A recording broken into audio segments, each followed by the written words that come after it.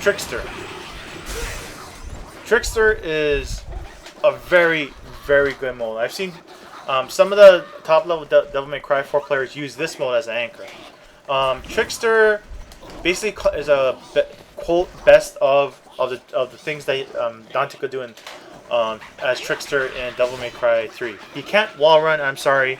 I know people love that about Dante, but Trickster is still a very, very good mode. First of all, the dash. Hold, press the direction and press circle. You might be thinking, hey, it's kind of a dash. It looks kind of crappy. Why is it a dash? There's this weird lag at the end. The reason why this dash is really useful is because during the entire duration of the dash, he is invincible. He cannot get hit. So what you can do is you're doing some sort of combo, and you think you're going to get hit, you can just dash out of the way while you're in the middle of the combo. See? Like that. Interrupt your combo with the dash instead of the jump. Pretty much the same thing, but still just as useful. Also, I covered this in my Dante Devil May Cry 4 basic Dante Devil Trigger tutorial. When you go into Devil Trigger mode, you can do infinite dashes, so you can just keep spamming circle and you just keep going. Very useful. So something to take note of. Okay, next is the Sky Star. Press in the air, press a direction and circle. This can be useful to get you out of a tight jam or to help you extend a combo. If I can do it correctly, like that.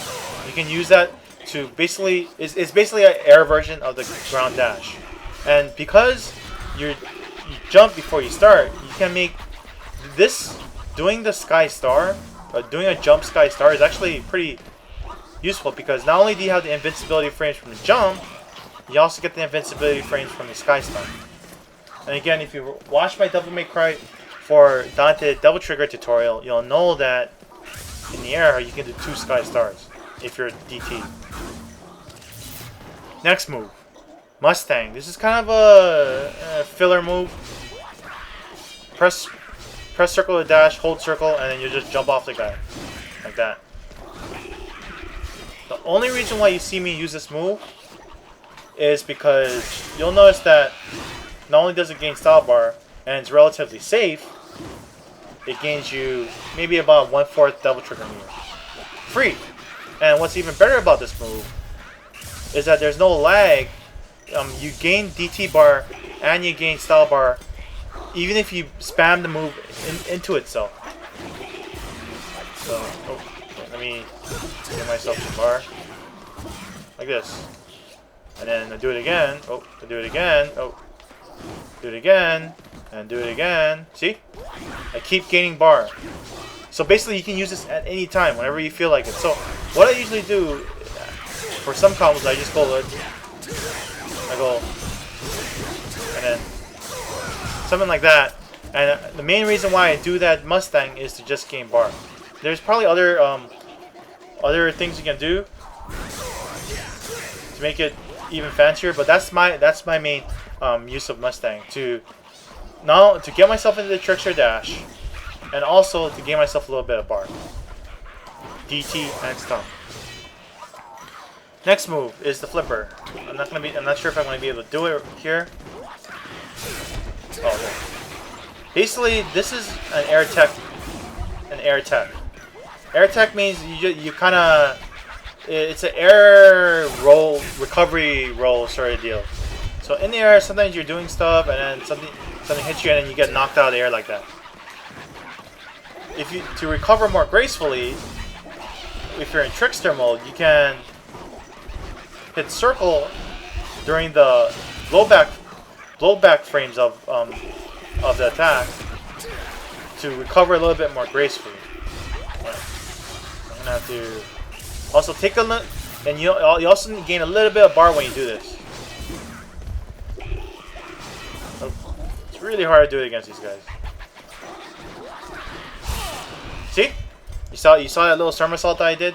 that somersault gives you a small bit of bar and it gives you a little bit of style bar. So basically the flipper is something you use like if you know you're going to get hit and you can't do anything about it, then you quickly switch to Trickster and you press circle to quickly get yourself out of harm's way. You'll still get hit, you still got hit, but it makes it a little bit more graceful. So something, it's a utility skill, but a useful utility skill that you will be using because you will get hit as you're trying to figure this game out. Next is the air trick. Hold R1, press circle.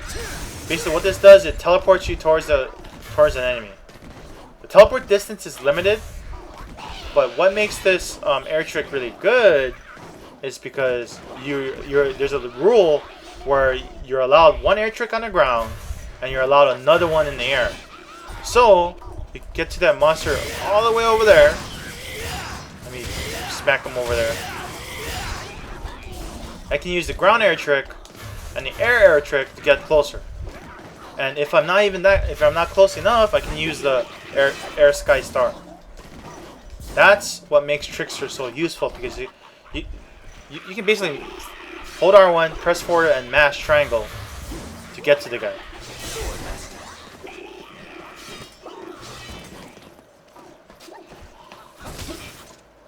On top of that, if you watch my Devil May Cry 4 Dante Double Trigger tutorial, you'll know that if you use, if you're in Devil Trigger mode, you gain an additional air trick in the air. So 1 on the ground and 2 in the air, like that. So you can easily get yourself to a monster. And also notice that when you use the air trick, even if you're angled above the monster, it brings you about head height to them, like that. So be careful. So take note of that. But yes, very, very useful. This is the reason why Trickster is it's a great, in my opinion, support style in this game, because you'll be using it a lot. You'll be using it to get yourself from point A to point B really quickly and to get yourself out of trouble if they're trying to interrupt you. So use up pretty much every single skill that's in the Trickster section is something you'll be using. And if you go into Devil Trigger mode, it makes the skills even more useful. Okay, you're gonna be seeing a jump cut because I'm running out of space on this disc to record to, so I'll be right back. Okay, I'm back. I'm gonna be explaining the last 2 modes that Dante has. First of all, I'll be explaining Royal Guard. Royal Guard, again, I just had a little conversation with someone who commented on one of my videos, and he felt that Devil May Cry 4's version of Royal Guard is a little bit weaker. That may be so, but again, some of the parts is the reason. Why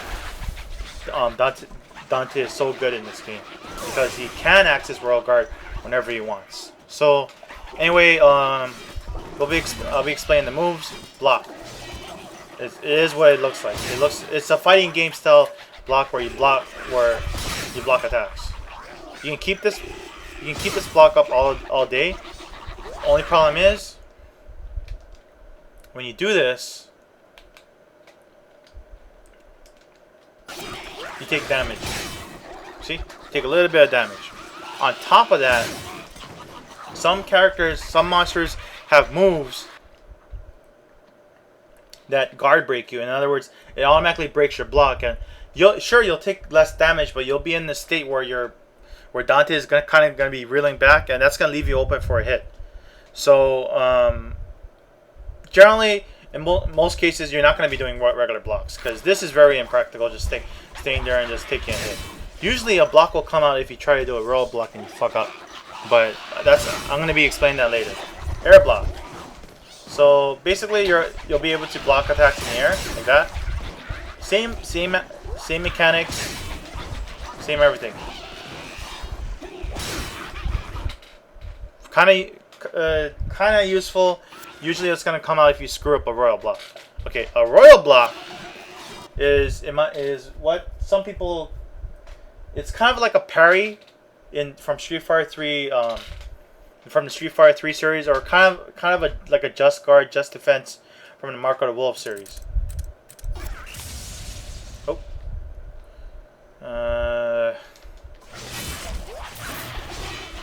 do a royal block, you just press circle right when you're about to hit, when you're about to get hit.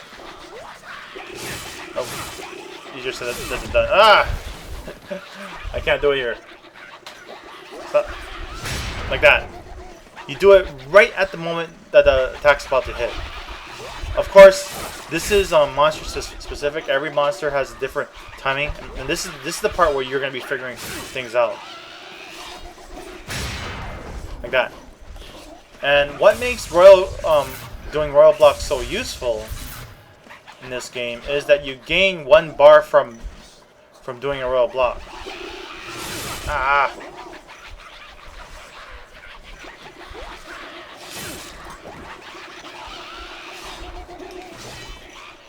Come on, hit me. Hit me. Hit me. See? This is the reason why I use royal blocks so much in this game. Not only to build a meter and make it look kind of cool, but it's also because it gains.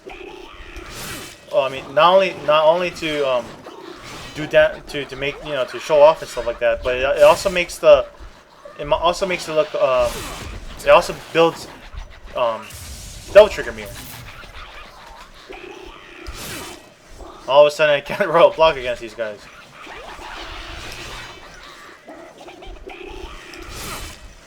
Ah, these guys are a little bit tricky to royal block against because they do different attacks, and it's a little bit harder to read them compared to some other monsters like Bianco Angelo's.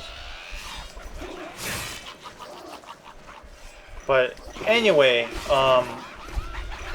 royal blocks are what build up this royal gauge, whatever meter. Let me turn that off. Let's show you. If you do a regular block, it gains you a little bit of meter, but not that much. If you do a royal block,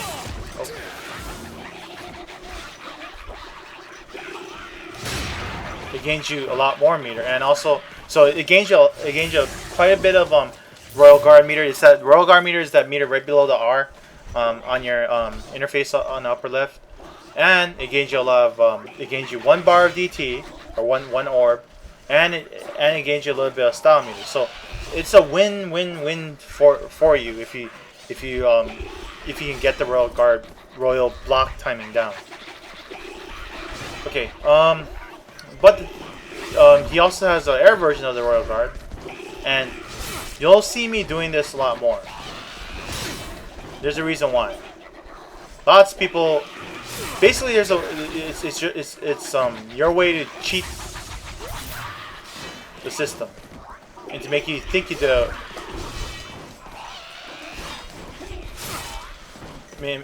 to cheat the system into making them think you did a proper royal guard. I can't get it. Yeah, like that. Okay, the reason why this works, I'm gonna kill the smaller stuff. Just give me a second.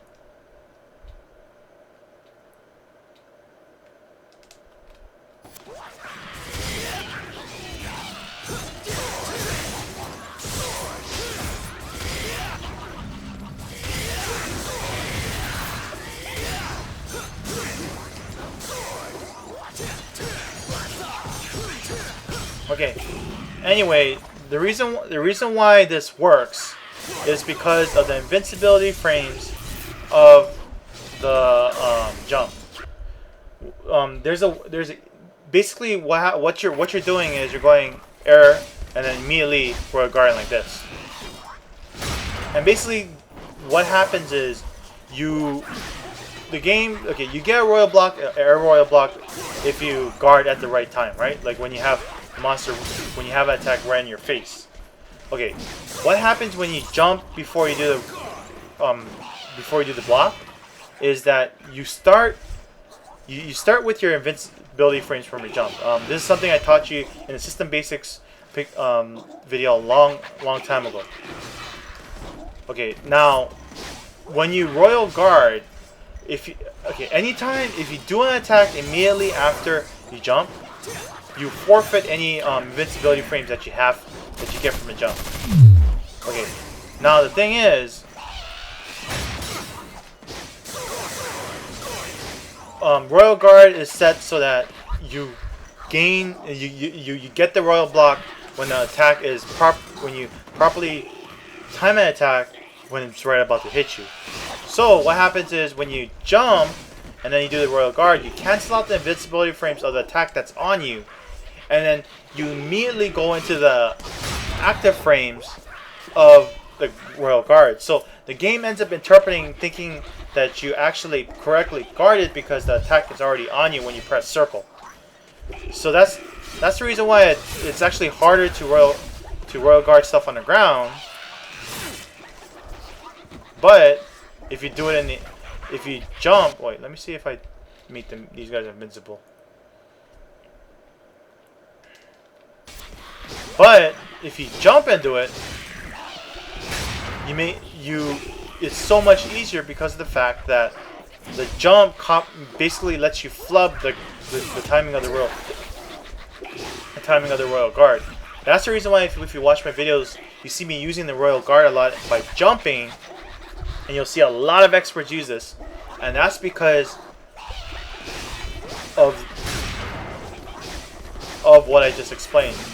You're ending the invincibility frames from a jump, and then you're immediately canceling those frames that you forfeited into the Royal Guard. But because you Royal Guard right into an attack that's already on you, the game counts it as an actual royal block. Does that make sense? I'm not sure if Devil May Cry 3 had this feature, but this is actually something I learned by accident. I know that there are plenty of videos out there, and people might be going, "Oh, you lie! You just watched some videos." No, this part actually I learned by accident because I was struggling trying to figure out how to properly Royal Guard stuff, and then I noticed that when I jump into it like this, I start doing Royal Guards a lot more. And then I just did a little bit more experimenting, and then I figured that part out. Any Devil May Cry 4 or Devil May Cry 3 experts, feel free to correct me if my theory is wrong as to why jump Royal Guarding is so effective, or Royal Blocking. Now his next moves is the Royal Release, which is just press R1 forward and circle. I'm gonna give myself unlimited bar. When you Royal Release, you just basically release whatever amount you block into the enemy. So the damage is based upon that bar on the bottom left. However, if you Royal Release right when the attack's about to hit you, if you regular release right when the attack's about to hit you, you do a Royal Release. The Royal Release will make this noise like a shring, or like metal clashing, metal being sharpened kind of noise. If you have more than 50% bar, you'll end up doing like this release that looks really cool that I just did, where it's all red and stuff. The Royal Release gives you a ton of DT bar, just like the Royal Guard does, or the regular block does. Well, regular release gains okay bar too. Maybe about half of 75% of a bar if you have a full Royal gauge, but probably give you less if you have no Royal gauge.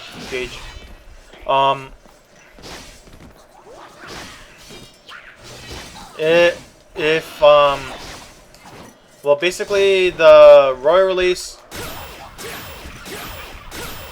the reason why it's so good is because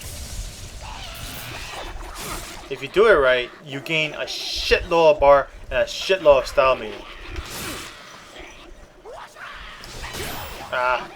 Trying to time it, but these guys aren't as predictable. Try to get it for you. Like that. Look at that. I filled up my bar, and I went from no style points to C rank. So that tells you something. So it's very, very useful, and even if I have no bar, let me show it to you. Even if I have no bar and I do the Royal Release, oops, sure.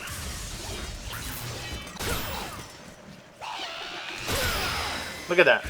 I easily gain 1 bar or more when I do the royal release, even with no DT. If you watch my vids and you see me play on Bloody Palace, this is something I picked up from watching Japanese vids. So yeah, you can blame me for this part. When I go against Bianco Angelos, you'll see me always try to do the royal release even when I have no bar. The reason why I do this is because, one, their attacks are really easy to royal release against, because they there's a huge window of execution time that allows you to do the royal release, and also because I'm doing it to gain DT bar back.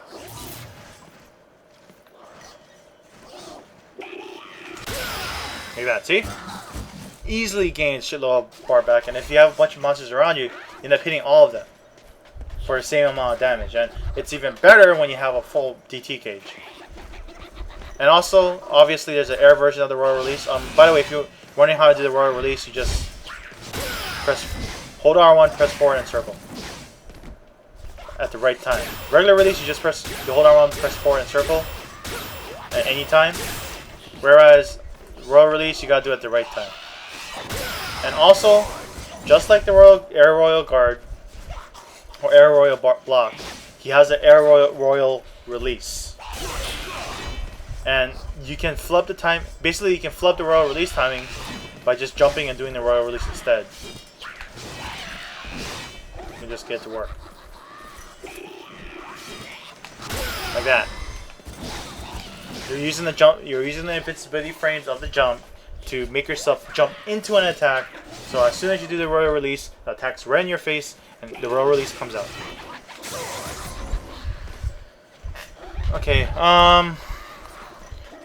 Last move that he has is the Dreadnought.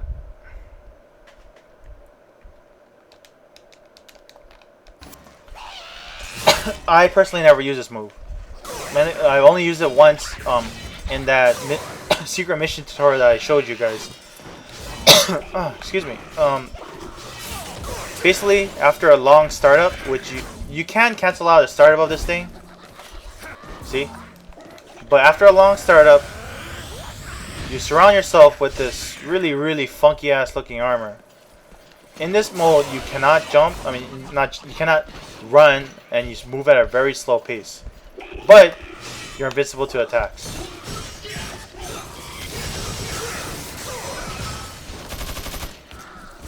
And I believe if you get hit in this mode, okay, if you get hit in this mode, you still lose style meter, but you don't lose as much. You lose no life, as you can tell. You just sit here and take hits all day. The reason why this is unlimited is because I have unlimited royal gauge, but I can make it easily run out by just doing a release. But Dreadnought, I don't find it too useful, mainly because you lose the mobility. You can make up for the lack of mobility by just using moves that automatically move you, like Stinger, Trickster Dash, whatever. But it's just not that useful because of the fact that it requires bar to do, and I'd rather use that bar for other stuff like a royal release. So in general, you're gonna try not to use the block function in Royal Guard mode. You'll try to use the Royal Block, and you'll try to use the Royal Release, not the regular release. There is this thing called guard canceling, which lets you use. Okay, notice how when you guard, if you just tap circle really fast, you can barely see it. I'm tapping circle while I'm walking, and it's just a split-second change. You can use this to cancel out moves. This is something you see me do a lot. I'm going to be going over guard canceling in my final section, under my other stuff section. But just take note that you can use this to cancel lag of certain moves. But I'll show you that later on. Okay, the final mode, Dark Slayer. Dark Slayer is done by pressing any other style button and then pressing that same style button again. So left, up, right, or down. Doesn't matter. I usually do it from Sword Master mode. There's 4 attacks in this mode. Slash Dimension, or Dimension Slash, or whatever. You press forward, you hold R1, you press forward and circle. There's a far version, or F. It does it about half screen widths away from you. There's a close version, or the C, that does it right in front of you. Okay move. Startup is kind of crappy, and unlike Virgil's original version, it's kind of because Dante is not Virgil, he's not able to use the Yamato as effectively. So his moves are kind of ghetto-ass versions of Virgil's moves. You notice that the slash dimension doesn't cover as much area as Virgil's version.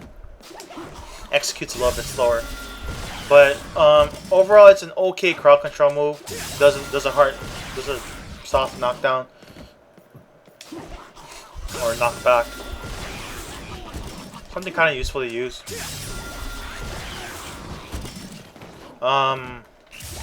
Builds okay bar.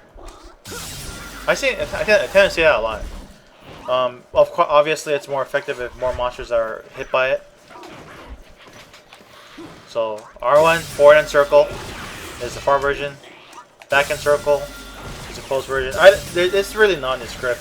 I use it as a setup. Like if I do something that knocks a bunch of stuff back, and then I use the far dimension slash as a follow-up. Hit them one more time. Okay, lastly is third is the Yamato combo S. 3-hitter on the ground. This is my part of my bread and butter combo. You'll see me do this a lot. With Rebellion, triangle, go into Yamato and finish it, or do a launcher. So triangle, Yamato, launcher, something like that.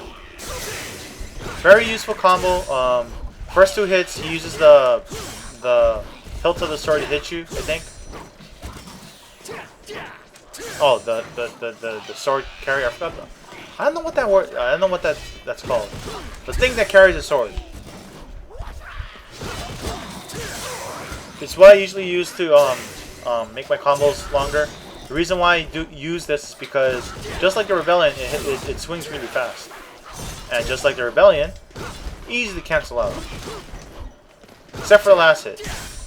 There's a small bit of lag at the end that you have to be wary of. The game claims this is a good crowd control move. It's not. Look at the way. Look at how little coverage he gets with the last hit. So it's okay in a very small group like that, but it's not gonna do major crowd control.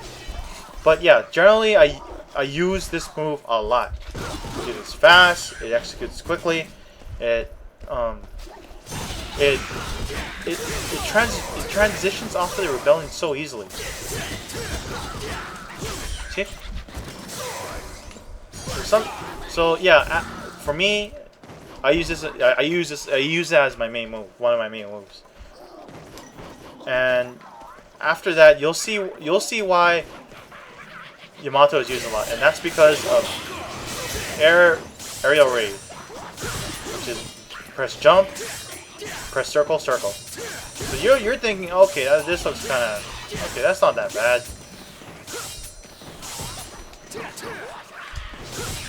You know, it hits an okay arc in front of it. Second hit is a knockback. But what makes it so great? It's because of this. Oops, we can do it.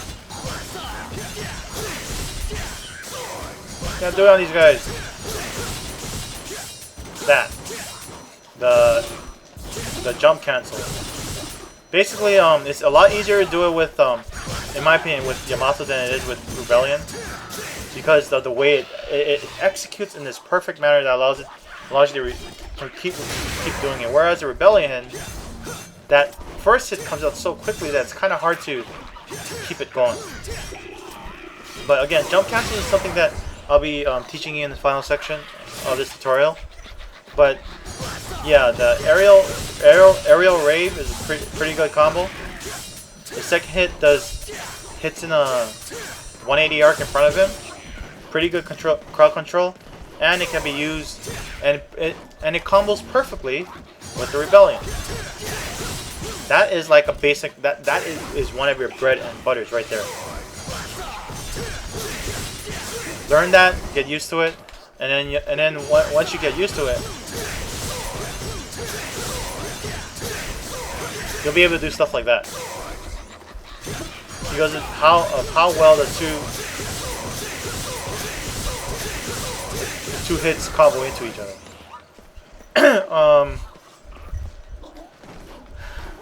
Yeah, that's pretty much.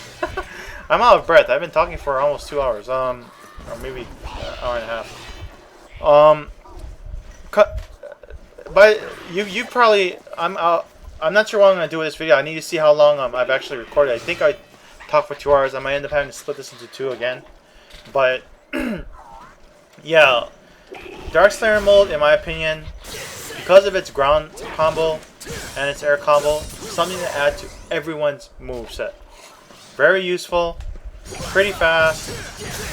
Nothing like Virgil's, but again, some of the parts is what makes Dante good. Because some of the parts makes his whole better.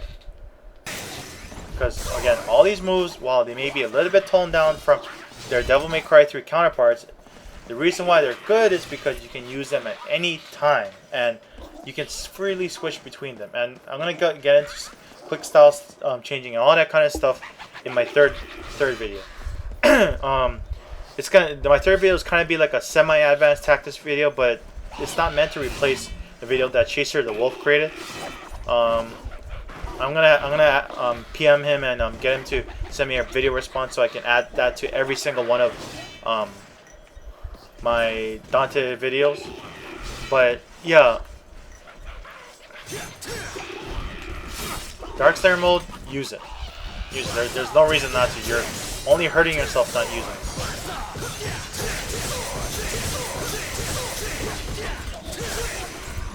Alright?